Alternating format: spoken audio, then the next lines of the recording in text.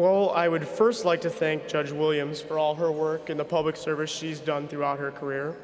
I'd like to thank everyone here at Equal Justice Works, the Equal Justice Works and AmeriCorps Fellows for their tireless pursuit of justice, my fellow Summer Corps members who worked with me over the past summer, and I'd also like to thank the Corporation for National and Community Service, which makes it possible for thousands of AmeriCorps members like us to do the work that we love every year. Now, during this past summer, I worked for the Alaska Public Defender Agency in Kenai, Alaska, and I represented people accused of crimes. And what I learned is that many times these accusations, especially when they involve family matters, are complex, they're emotionally charged, and they sometimes contain ulterior motives, like where the accuser is trying to win something. And the more I investigated the allegations in the cases I handled, the more I realized that there's two sides to every story. I'm specifically reminded of one of my cases, where during cross-examination, the accuser contradicted the statement she earlier made to police, and she refused to answer our questions. Seeing that the situation wasn't going her way and that she wasn't being believed, she blurted out an unfounded accusation that my client used illegal drugs. We objected, the statement was inadmissible, but once it was said in front of the jury, the damage was done. You can't cure something like that. The statement had nothing to do with our case, but it was this vindictive witness's last resort to win. So after the objection, the judge excused the jury and he conferred with counsel. And during that conference, I saw something that I'll never forget.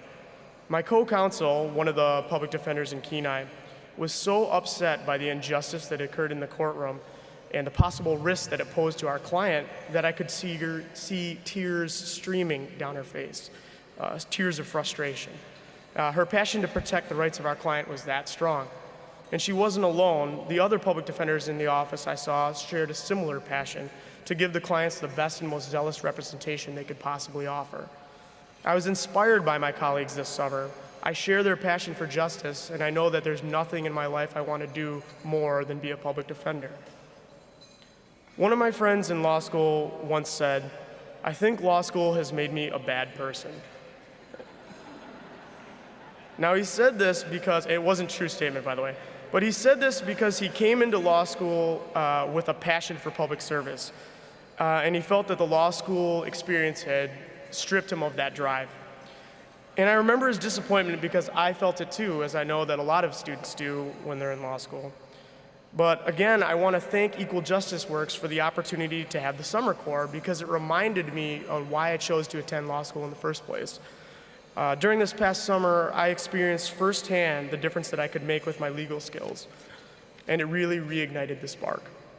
Now, when I look around this room and I see hundreds of Equal Justice Works fellows and alumni and so many others who care about ensuring justice and doing work in the public interest, I can't help but be inspired.